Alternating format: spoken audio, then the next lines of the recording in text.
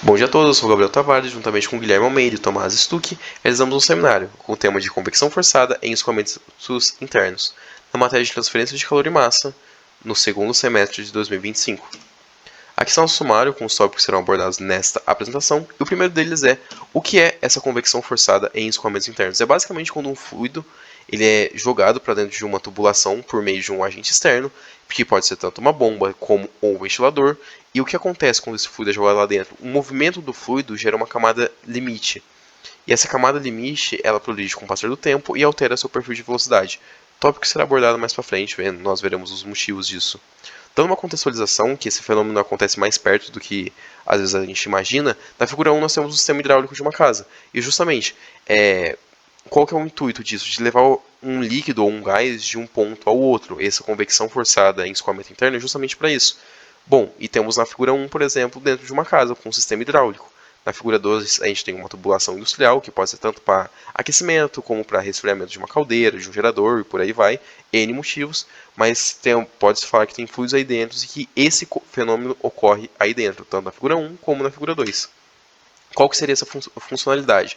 Pode ser pelo que eu já citei, de tanto de resfriamento como de aquecimento, ou pode simplesmente acontecer quando necessita-se de levar um fluido de um ponto até o outro. Então, com isso, o fenômeno de convecção forçada por escoamento interno acontece. E como que funciona esse mecanismo? O movimento do fluido ele se dá por conta de uma diferença de pressão, e não por diferença de temperatura, que seria, no caso, a convecção natural. Nesses escoamentos internos, a temperatura do fluido varia de forma radial e axial. E para pegar uma referência, utiliza-se uma temperatura de mistura. Isso no caso dos cálculos. Agora falando um pouquinho da perda de carga, como que ela ocorre? Seria meio que uma perda de energia. O fluido inicialmente ele é arremessado para dentro, não arremessado, né? Mas ele é inserido para dentro de uma tubulação ou canal por meio de uma bomba. Ele recebe uma energia mecânica de movimento. Então ele começa a se movimentar dentro de uma tubulação, por exemplo. Entretanto, tem uma resistência ao escoamento. E justamente essa resistência ao escoamento que transforma toda uma parte dessa energia mecânica do fluido em calor por conta do atrito das paredes da tubulação com o fluido.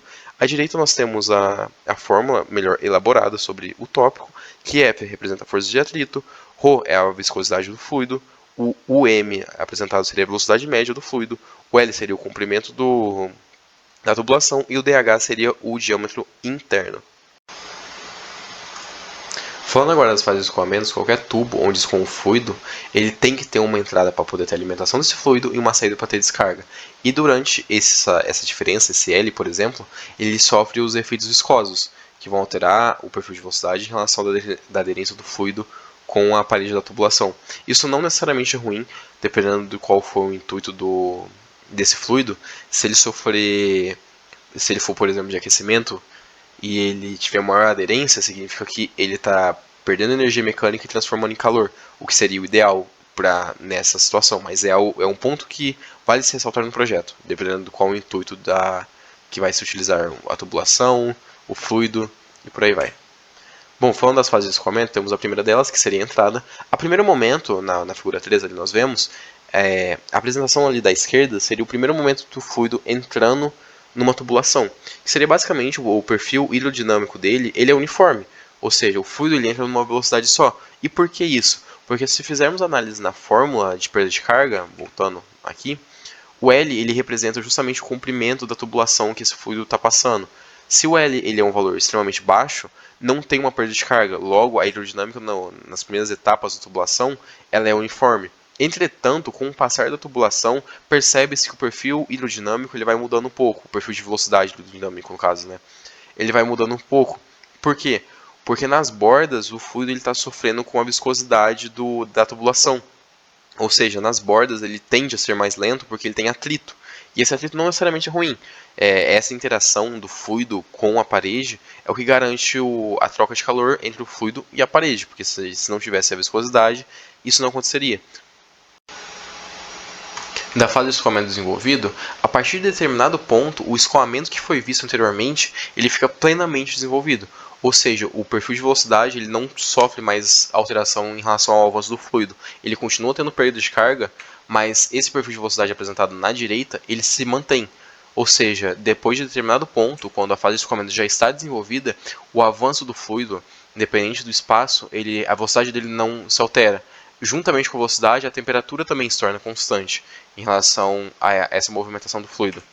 E tais perfis somente se alterarão se tiver uma mudança de diâmetro ou presença de curva na válvula, seja mudando completamente o sentido dela, mas qualquer alteração mínima já muda o perfil de escoamento, porque também já muda a velocidade do fluido. Então aí já não é mais essa fase desenvolvida. Aí no caso, o fluido ele teria que alcançar novamente essa fase. E bom, quando ele está na fase desenvolvida, o escoamento que ele tem é considerado laminar, visto que o comportamento de um escoamento turbulento não possui uma descrição consistente, porém existem modelos aproximados. Bom dia, eu sou o Tomás e vou apresentar um pouco sobre a teoria que baseia o nosso estudo. Bom, considerando um elemento de fluido cilíndrico que está inserido num escoamento interno de tubo de seção circular representada pela imagem, vamos aplicar a segunda lei de Newton, justamente para compreender como é que as variáveis se relacionam. As variáveis são o raio, diâmetro, também as tensões cisalhantes que irão surgir e a diferença de pressão. Em razão da aderência das moléculas do fluido com as paredes do tubo, o elemento vai sofrer distorções. Em sua forma, vai assumir uma geometria específica, como é possível ver na imagem. No instante t mais ΔT, o elemento de fluido sofreu de distorção, bem como seu perfil de velocidades, que antes era uniforme, agora é parabólico. Bom, assumindo que o elemento de fluido ele não seja submetido a uma aceleração, as linhas de corrente por onde os elementos de fluido escoam, elas vão ser paralelas à parede do tubo.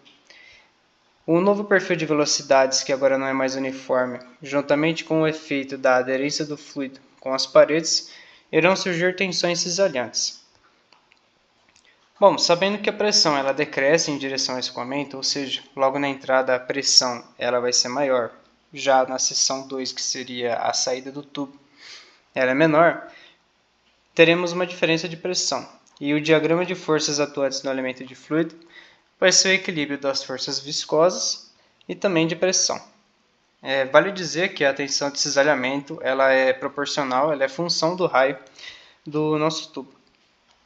Na equação ao meio da tela é possível ver como que é o diagrama de força e logo abaixo a diferença de pressão é representada por 4 vezes o comprimento vezes a tensão cisalhante máxima dividido pelo diâmetro. Já o cisalhamento é 2 vezes a tensão de cisalhamento máxima vezes o raio dividido pelo diâmetro. Bom, com o próximo passo, o objetivo vai ser obter o perfil de velocidades considerando o escoamento plenamente desenvolvido. E para isso a gente tem que assumir algumas hipóteses que seriam regime permanente, escoamento isotérmico uniforme, fluido newtoniano, e manter a mesma teoria, elemento de fluido cilíndrico e também sem aceleração.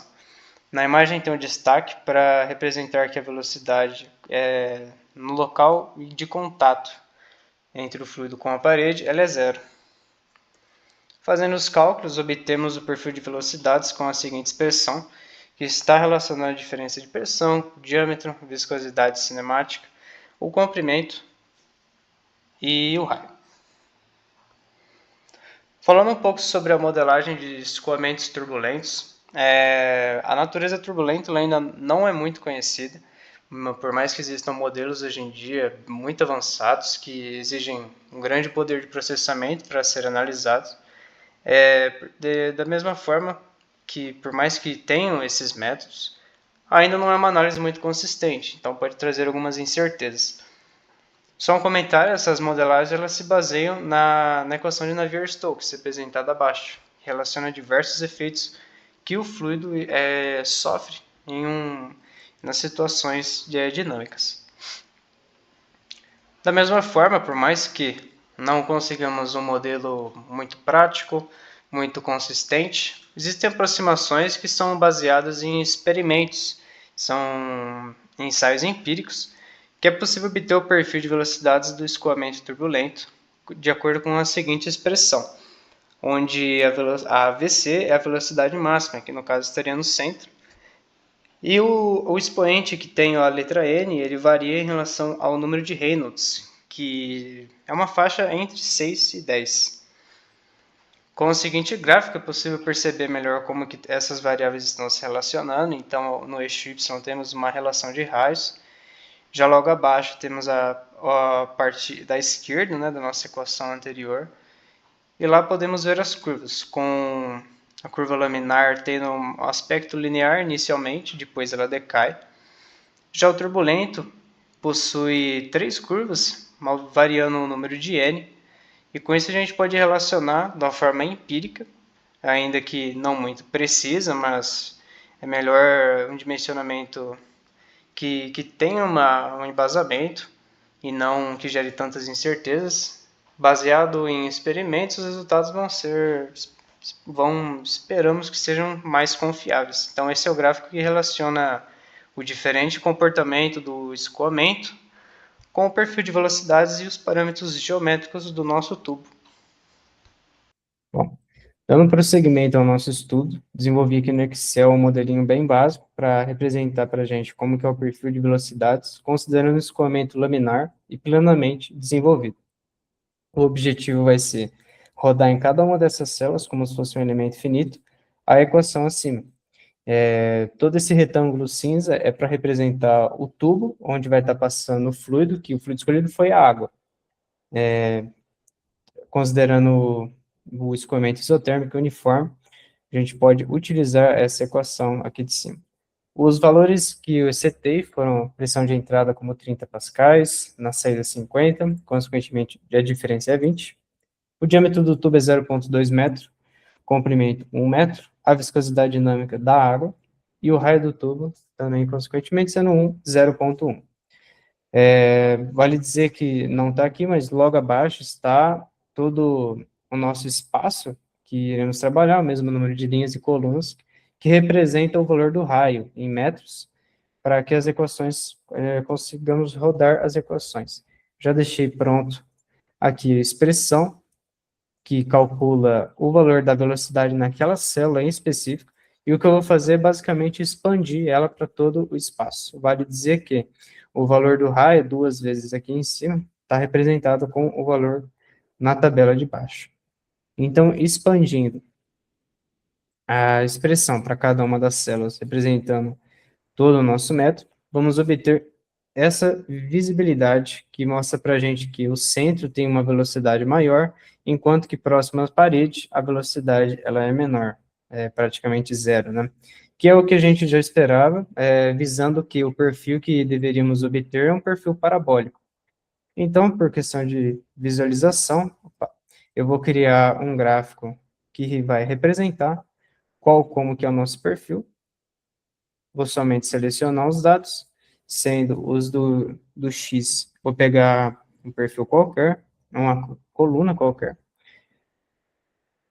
o X também. Como ele é uniforme, praticamente o mesmo perfil vai valer para todo o espaço, né? Como ele já está plenamente desenvolvido. Então, basicamente, é isso que nós estávamos esperando.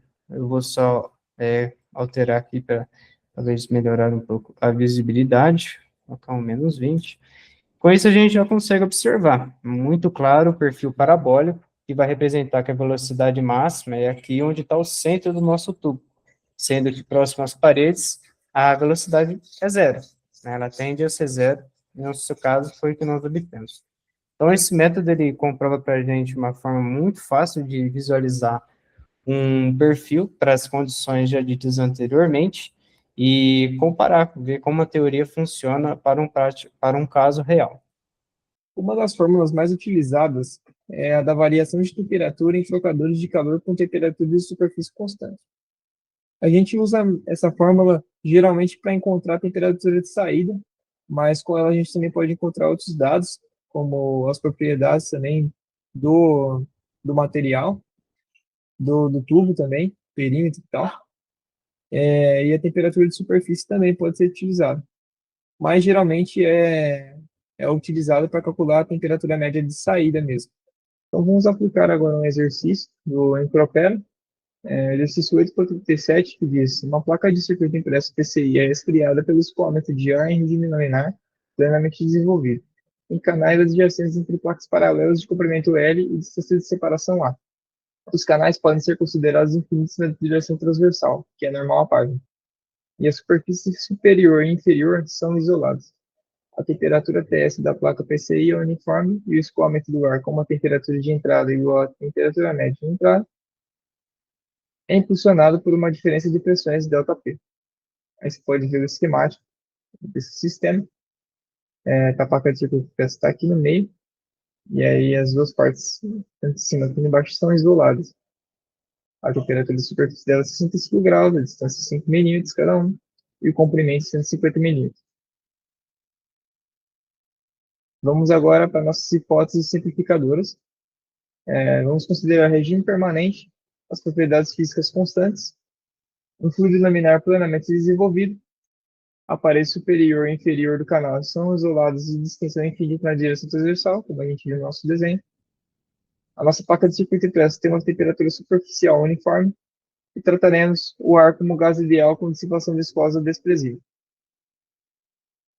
Analisando a nossa tabela A4 do Encropera do apêndice A, temos para o ar em 293 kelvins os seguintes dados de densidade, de calor específico, de viscosidade cinemática, de condutividade térmica e de número de Prandtl de 1.192 kg por metro cúbico, 1.007 joules por quilo Kelvin, 1.531 vezes 10 a menos 5 metros quadrados por segundo, 0,0258 watts por metro Kelvin e 0,709. Foi feita uma interpolação aqui, né, para obter esses dados, pois a gente não tinha exatamente 293 Kelvin. Eu fiz uma interpolação e obter esses dados aqui. As fórmulas fundamentais que a gente vai utilizar para a resolução desse exercício é a nossa taxa de transferência de calor por convecção, que vai ser igual à nossa vazão máxima, vezes nosso calor específico, vezes o nosso ΔP de temperaturas médias. Também vai ser utilizado essa fórmula analítica aqui para distribuição de temperaturas numa convecção forçada, por escoamento interno. E a gente vai precisar obter a nossa temperatura média de saída aqui. Também utilizaremos nosso diâmetro hidráulico, utilizaremos a forma de ΔP para a gente conseguir achar a nossa velocidade média e a do nosso número de Reynolds para provar mesmo que o nosso fluido é laminar. Agora, a gente partindo para o dimensionamento do nosso diâmetro hidráulico, a gente tem que a área de escoamento transversal é W vezes A. Como ele não deu nosso A, a gente pode também simplificar aqui embaixo nosso P, como W mais A, que é o nosso perímetro de escoamento. E a gente obtém que o nosso diâmetro hidráulico é 2 vezes A, valores que se aproximam em metros de 0,01. Na tabela 8.1 do Encropera, a gente tem que o nosso fator de atrito, o número de Reynolds do diâmetro hidráulico, é igual a 96, e utilizaremos ele na nossa fórmula aqui, para calcular a nossa velocidade média. A gente provando aqui que o nosso fluido é laminar, ele tem um comportamento laminar, pelo nosso número de Reynolds que está abaixo de 2.300. Se estiver abaixo ou igual a 2.300, ele é considerado laminar. Agora, a gente tratando essa fórmula aqui de expressão do ΔP, a gente tem que a nossa velocidade média vai ser nosso ΔP, vezes nosso diâmetro hidráulico, sobre 48, vezes a nossa viscosidade cinemática, vezes a nossa densidade, vezes o nosso comprimento do nosso tubo, que dá o valor de 1,52 metros por segundo. Partindo agora para a nossa vazão máxima, a gente tem o valor da densidade, a nossa área de escoamento transversal é o W vezes A, mas só que a gente não tem o W, então a gente vai tratar a nossa vazão máxima por relação de comprimento, tá? Então, a gente fazendo essas contas aqui com nossos dados de densidade, velocidade e o nosso valor de A aqui de 5 milímetros, a gente tem 0,00907 kg por segundo vezes metro, que o metro é do nosso comprimento aqui, que não foi especificado no exercício. Também a gente obteve o número de Nusselt nessa tabela, mesmo que a gente obteve o fator de atrito, de 4,86, e para a gente conseguir calcular o nosso coeficiente convectivo, né? Que vai ser o nosso número de Nusselt vezes nossa condutividade térmica, que a gente obteve pela tabela, sobre o nosso diâmetro hidráulico, que dá o total de 12,5 watts por metro quadrado Kelvin. Sendo assim, a gente pode aplicar a nossa fórmula de temperatura média de saída que a gente teve lá no começo. A gente trata o termo nosso exponencial, a gente multiplicou por W, dividir por W aqui, esses dois termos, para a gente conseguir cortar o W aqui do nosso perímetro, que na verdade é W vezes L, então fica só H médio sobre L, que é o nosso convectivo. E aí a gente consegue tratar por relação de comprimento nosso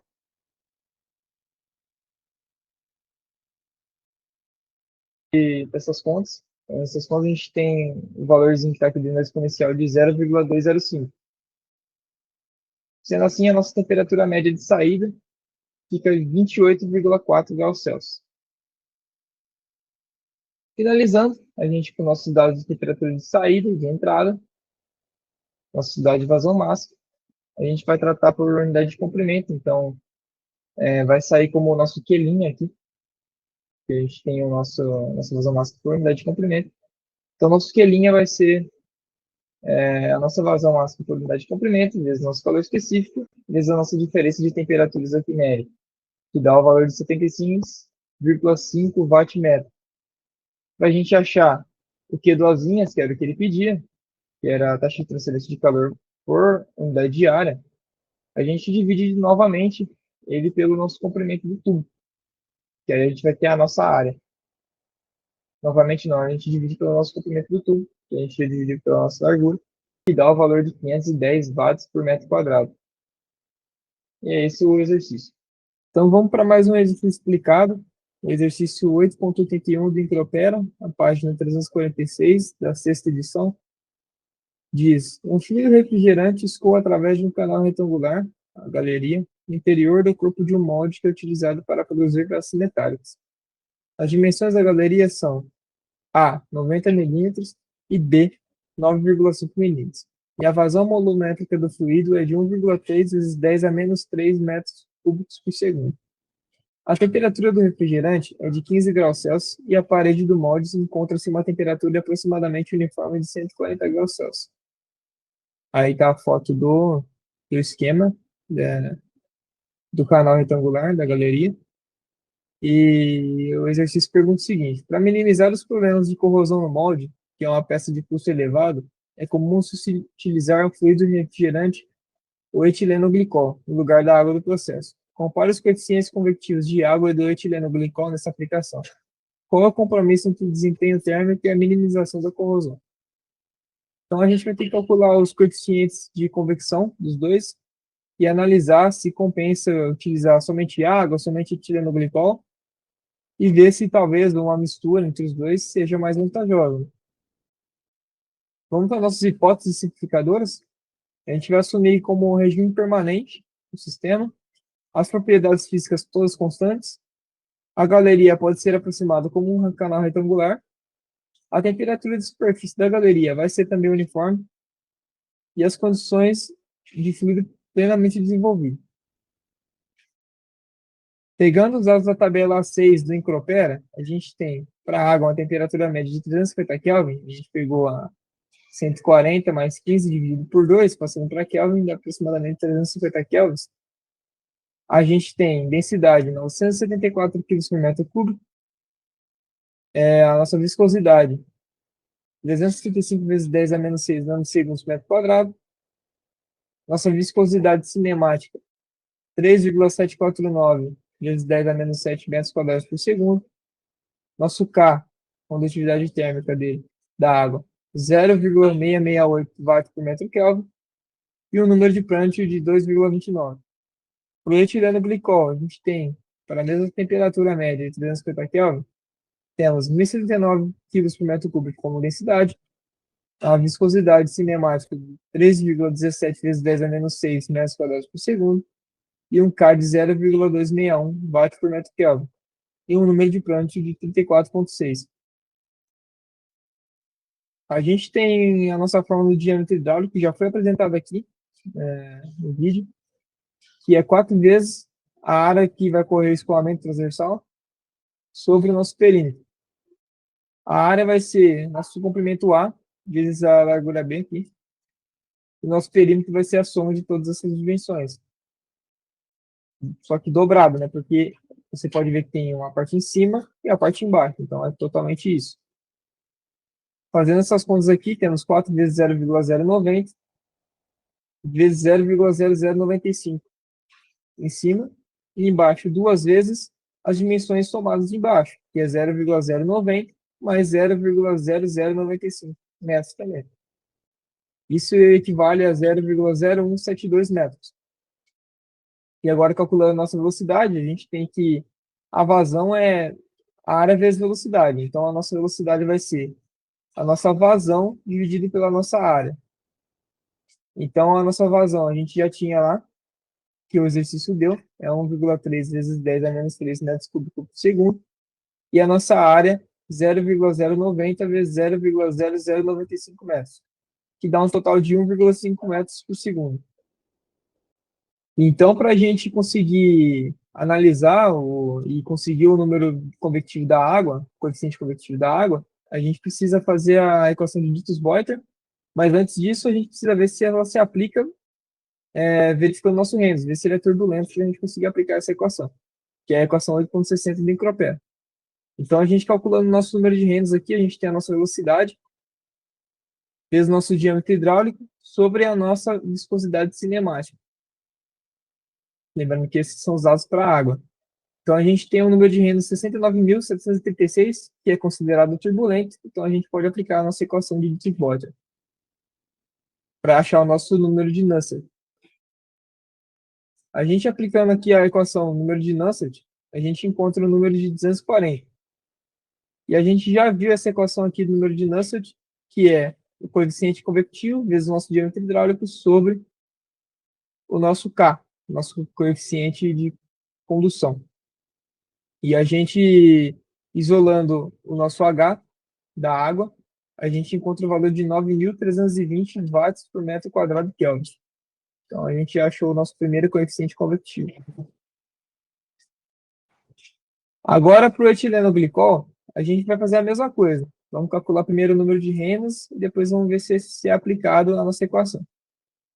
Calculando ele, 1,52 metros por segundo vezes 0,0172 metros, sobre 3,17 vezes 10 a menos 6 metros quadrados por segundo, temos um número de Reynolds de 8.247. Como vocês podem ver, é adimensional, ele não tem número, não tem dimensão, só tem um número só mesmo, para a gente analisar.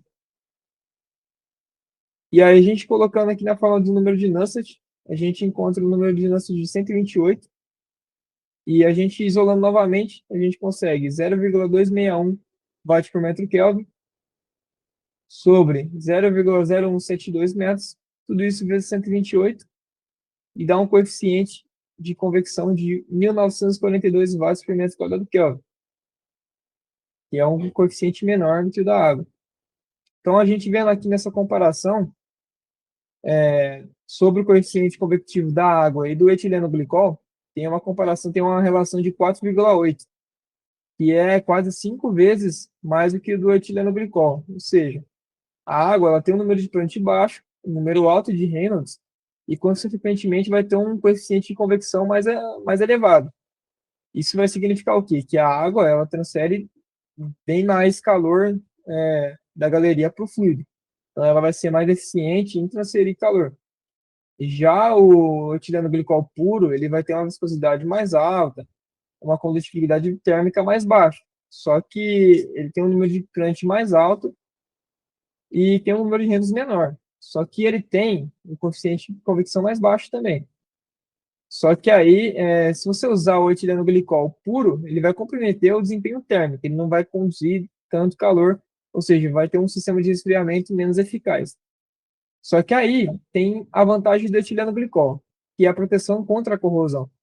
Então, a gente tem que achar um meio termo entre os dois de desempenho térmico e longevidade e proteção do nosso equipamento. Então, a gente pode pensar numa solução de 50% a 50%, que aí a gente consegue fazer uma combinação de benefícios e oferecer um ponto de equilíbrio, porque com essa concentração de 50% de etileno glicol vai ser suficiente para garantir uma proteção adequada contra a corrosão e ainda vai oferecer uma boa margem de segurança contra o congelamento.